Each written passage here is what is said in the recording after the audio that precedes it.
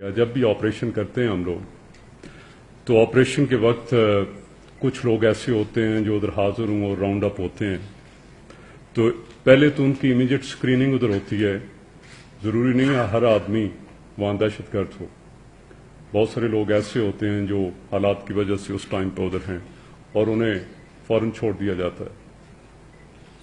जिन लोगों के बारे में कुछ शक हो कि शायद कुछ मामलत कर रहे हों और उनके बारे में कोई मेजर एविडेंस नहीं है, उनके वालिदैन नोटेबल्स को बुला के उनके हवाले कर दिया जाता है। और जो क्रिमिनल्स लोग उधर हों, क्योंकि उस एरिया में पता होता पुलिस को कौन मतलूब है, वो पुलिस या लेडीज के हवाले कर दिया जाता है। जो हार्ड कोर होते हैं वो सर्टनली जिस एजेंसी उसका कर रही होगी वो उसकी अपनी इंटरोगेशन करते होंगे। लेकिन एक चीज़ मैं ये आपसे शेयर करूं कि जितने हमने ऑपरेशंस किए हैं, जितने लोग मारे गए हैं, उनकी बॉडीज़ पुलिस और लेवीज रिकवर करती है। और पुलिस और लेवीज जो मुतलका एरिया में है उनके पास आइडेंटिफिकेशन है कि कौन सा आदमी किसकी बॉडी हमने कहाँ से रिकवर की है और उसका ताल्लुक किस दहशतगर्द तंजीम के साथ है। एक्सट्रीमिस्ट रिलीजियस एक्सट्रीमिज्म की आपने बात की है और अलायदगी पसंद जो है रिलीजियस एक्सट्रीमिज्म जो कोयटा में आपको पता ज़्यादातर तो ये हज़ारा कम्युनिटी के अगेंस्ट डायरेक्टेड है। जितने उन रिलीजियस एक्सट्रीमिस्ट के लीडर्स हैं वो तो आपको पता है कि सारे मारे जा चुके हैं। जो नई लीडरशिप उभरने को आती है उसके अगेंस्ट भी हम ऑपरेशन कर रहे हैं। ये जो महमूद रिंद मारा गया है वो एक नई लीडरशिप उभर के आ रही थी, जैश उल इस्लाम की, ये लश्कर जंगवी का एक ब्रेक अवे ग्रुप है और ये मोस्टली कोयटा में है। और आप ये देखें कि पिछले कितने महीनों से कोई मेजर इंसिडेंट वो नहीं कर सके। इसका मतलब ये है कि उन्हें उस हद तक कमज़ोर किया जा चुका है कि अभी उनकी में वो सख्त नहीं है कि कोई मेजर यहाँ पर इंसिडेंट कर सकें। जहाँ तक आपने अलायदगी पसंदों की बात की है, आप खुद असेसमेंट करें। ईस्ट में डेरा बुगटी, सुई, कोलू, कोहान, सिब्बी ये इलाका है। अल्हम्दुलिल्लाह कितने महीनों से उन्हें वार करने का मौका नहीं मिल सका। आपको इसका भी अंदाजा है कि मार्च और अप्रैल में टीटीपी लोरालाई के इलाके में आ गई थी। वहाँ पर 2 महीनों में हमने कोई 100 से ज़्यादा ऑपरेशंस किए और फिर कुछ उनमें से मारे गए, कुछ पकड़े गए और कुछ जो हैं वो शिफ्ट करके यहाँ से अफगानिस्तान और दूसरी तरफ चले गए। मुझे उम्मीद है कि इंशाल्लाह पंजगूर की तरह हवारान में भी वो अमन बहुत जल्दी आ जाएगा। वो बहुत थोड़े हैं और वो इतने थोड़े हैं कि वो कभी भी दूसरे ममालिक उनकी मदद भी कर रहे हैं, पाकिस्तान के दुश्मन हैं, इसके बावजूद उनमें ये सख्त नहीं है कि कौम का मुकाबला कर सके। क्या उनमें हिम्मत है कि वो कौम के खिलाफ उठ खड़े हों? कौम सिर्फ एफसी नहीं है या फौज नहीं है, कौम तो आप सब हैं, आवाम हैं। और आपने ये देखा है कि जो अमन बलूचिस्तान में आ रहा है ये क्यों आ रहा है? एफसी, फौज, आवाम, पब्लिक, गवर्नमेंट, मीडिया, हम सारे एक पेज पे एक मिशन के साथ इकट्ठे हो गए और इस वजह से अभी उनके लिए हमारे दरमियान स्पेस नहीं है। एफसी एक तरफ से उन्हें मारती है, दूसरी तरफ अवाम उन्हें दत्कारती है और उसका रिजल्ट क्या हुआ? या वो मारे जाते हैं या फिर वो मजबूर होकर सरेंडर कर रहे हैं। और अगले चंद दिनों में भी आप देखेंगे कि कितने लोग उनमें से सरेंडर कर रहे हैं। हर दिन जो गुजर रहा है उनमें से वो डिस्करेज होके एफसी के पास, इंटेलिजेंस एजेंसीज के पास आ रहे हैं कि हम सरेंडर करना चाहते हैं विलिंगली। तो इससे खुद आप डिटर्मिन कर सकते हैं कि आज उनकी तादाद कितनी है या कितने रह सकते हैं। सबसे अच्छी बात यह है कि आवाम को यह एहसास हो गया है कि उन्हें लड़ाया जा रहा था, उन्हें मरवाया जा रहा था। जो इससे बेनिफिट उठा रहे हैं वो तो बाहर बैठे हुए हैं, वो तो अयाशी कर रहे हैं। ابھی لوگوں کو احساس ہے کہ ان کا بھی حق ہے اور ان کے بچوں کا بھی حق ہے کہ انہیں تعلیم ملے.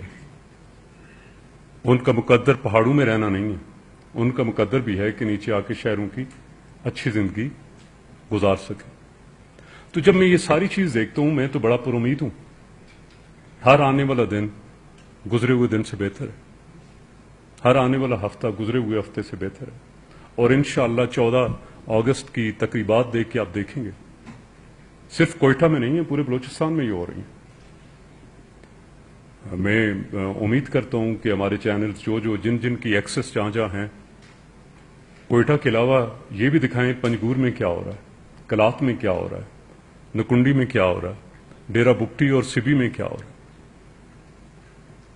آپ لوگوں کو یاد ہوگا کہ 23 مارچ کا جو سب سے بڑا جشن ہوا ہے وہ خوزدار میں ہوا ہے. تقریباً 15,000 لوگ اس دن اکٹھے ہوئے تھے. اور اگر ڈیرہ بگٹی اور سوئی ہمارے پاس کلپس ہیں، اگر ہم آپ سے وہ شیئر کریں تو آپ پچھلے سال تو شاید سوچ نہیں سکتے تھے کہ ایسے ہو سکتا. جو فراری آ کے سرنڈر کرتا اس کی ری ایبلیٹیشن ہے. اس میں دوسرا ایک امپورٹنٹ سیگمنٹ ہے دیت کا، کہ اگر انہوں نے کسی فیملی کے کسی فرد کو شہید کیا ہے تو اس فیملی کی بھی تو ہم نے خیال رکھنا ہے اور اس کے لیے دیت بھی انہیں ملے گی.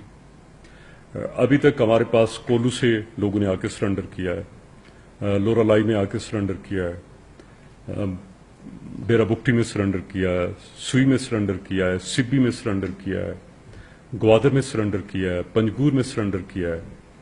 لوگوں نے آ کے خوزدار میں آ کے سرنڈر کیا. یہ وہ لوگ ہیں جو سرنڈر کر چکے ہیں اور ہر روز ہمارے پاس لوگ آ رہے ہیں سرنڈر کرنے کے لیے. ہوپ فلی 14 اگست تک ہمارے پاس کمپلیٹ ڈیٹا ہوگا کہ کتنے لوگ اس میں سرنڈر کر چکے ہیں. اور ایف سی کا تو سب سے بڑا کنسرن جس جگہ بھی ہم جاتے ہیں ہمارا سیکیورٹی ہے، کہ وہاں جو B L A B R A دہشت گرد آ کے نہ آپریٹ کریں. آپ سب جانتے ہیں کہ ہرنائی کے علاقہ کتنا زرخیز علاقہ تھا، یہاں کتنی اکنامک ایکٹیویٹی ہوتی تھی. پھر ایک وقت آیا کہ بی ایل اے اور بی آر اے کے لوگوں نے آ کے ادھر سے بتاخوری شروع کر دی. لوگوں کے جو ادھر مائننگ پہ کام کرتے تھے وہ انہوں نے ان کی مشینری چلانا شروع کر دی، لوگوں کو وہاں سے مارنا شروع کر دیا، اغوا کرنا شروع کر دیا. اس کے بعد وہ لوگ مائن اونرز اور لوگ جو ہیں ایف سی کے پاس بھی آئے، ہیڈ کوارٹر سدرن کمانڈ کے پاس بھی آئے، اور پھر انہوں نے ایک ایگریمنٹ ہوا، سیکیورٹی ایگریمنٹ. اس میں مائن اینڈ منرل ڈپارٹمنٹ کے ریپ بھی تھے، ڈسٹرکٹ ایڈمنسٹریشن بھی تھی، اور اس میں یہی تھا کہ ایف سی ادھر سیکیورٹی دے تاکہ ایکٹیویٹی ہو سکے. ابھی کیا ہو رہا ہے وہاں پر ہرنائی میں؟ جنوری سے وہاں پر مائننگ پہ دوبارہ کام ہوا، 45,000 لوگ کام کر رہے ہیں. آپ ذرا اسے کمپیئر کریں نا دکھی مائن فیلڈ جس پہ 2011 میں کام شروع ہوا تھا، وہاں پر اس وقت 75,000 لوگ کام کر رہے ہیں. ایک اکنامک ایکٹیویٹی، اس سے کس کو فائدہ ہو رہا ہے؟ وہاں کے عوام کو، وہاں کے لوگوں کو. اور اس علاقے کے لوگ بہت سارے، کوئی گارڈ پہ کام کر رہا ہے، کوئی کسی اور ڈیوٹی پہ کام کر رہا ہے. اور جو اس معاہدے کے تحت جو دکی میں معاہدہ ہوا، ایک پرسنٹیج انہوں نے کہا کہ اتنے پیسے ہم علاقے کے لوگوں کی بہبود کے لیے خرچ کریں. اور اس سے کیا ابھی تک خرچ ہو چکا ہے؟ ایک ہائی اسکول ادھر بن چکا ہے، بچیوں کا کالج اس سال شروع ہو چکا ہے، ایک میڈیکل سینٹر وہاں بنا ہے جہاں پر میل ڈاکٹر اور فیمیل ڈاکٹر دونوں ہیں، اور وہاں پر ایک لیبارٹری بھی ہے. آپ سب جانتے ہیں بلوچستان میں سب سے بڑا فقدان لیڈی ڈاکٹرز کا ہے، اور دکی میں اس وقت اگر آپ جاتے ہیں اس سینٹر میں تو میل ڈاکٹر بھی اور فیمیل ڈاکٹر بھی. وہاں پہ ابھی ہم بوائز ہاسٹل بنا رہے ہیں، یہ جو پہلے جو بات آپ نے کی تھی، تاکہ ان کے بچے وہیں پڑھیں. اسی فنڈ سے ہم نے ایک ہاسٹل 100 بوائز کا بنایا ہے، 100 اسٹوڈنٹس کے لیے دورہ لائی میں. اس میں وہاں کے بچے پڑھ رہے ہیں. وہاں کے بچوں کو ہم اسکالرشپ پہ پڑھا رہے ہیں. یہ کیوں ممکن ہوا؟ دکی کول مائن پروجیکٹ کے چلنے کی وجہ سے. لورا لائی میں ایک پارک بنا ہے، جہاں پر آپ جائیں لورا لائی میں اس طرح کا پارک نہیں تھا. جو دکی سے روڈ ادھر جا رہی ہے وہ اس وجہ سے بنی ہے. اور انشاءاللہ جب ہرنائی کول مائنز ابھی تو شروع ہوئے، آگے چلیں گے تو یہی بینیفٹس یہاں کی عوام کو بھی ملیں گے. وہاں بھی ہم اسکول بنائیں گے، بوائز ہاسٹل بھی بنائیں گے، اور باقی ایکٹیویٹیز میڈیکل سینٹر بھی بنائیں گے. آپ کو پتا ہے کہ 27 مئی سے 12 یا 14 جون تک جو بازار ہے یہاں کمرشل زون، اس میں کتنے انسیڈنٹ ہونے شروع ہو گئے تھے. پھر ایونچولی ہم نے کیا کیا، وہاں پر ہم نے پولیس کو انٹیگریٹ کر کے اس ایریا کو سیل کیا، اسے ایک ریڈ زون بنایا، اور اس ٹائم میں یہ کہا کہ کوئی موٹر سائیکل پہ دوسرا آدمی نہ بیٹھے، اور موٹر سائیکل والا جو ہے وہ اپنا منہ لپیٹ کے نہ جائے. لیکن بہت سارے لوگ اس کے باوجود اس چیز کی حکم عدولی کر رہے تھے. جو چیک کر رہا اس نے تو ادھر سختی کرے گا کہ یہ چیز امپلیمنٹ ہو. آپ نے اس انوائرمنٹ کو بھی دیکھنا. لیکن یہ ساری بات چیت کہنے کے باوجود میں اس چیز کی ایف سی کو اجازت نہیں دے سکتا کہ وہ کسی کے ساتھ بدتمیزی کریں یا کسی کو انسلٹ کریں. کوئی بھی ہو وہ آدمی، عام آدمی ہو یا کسی بھی شعبے سے اس کا تعلق ہو.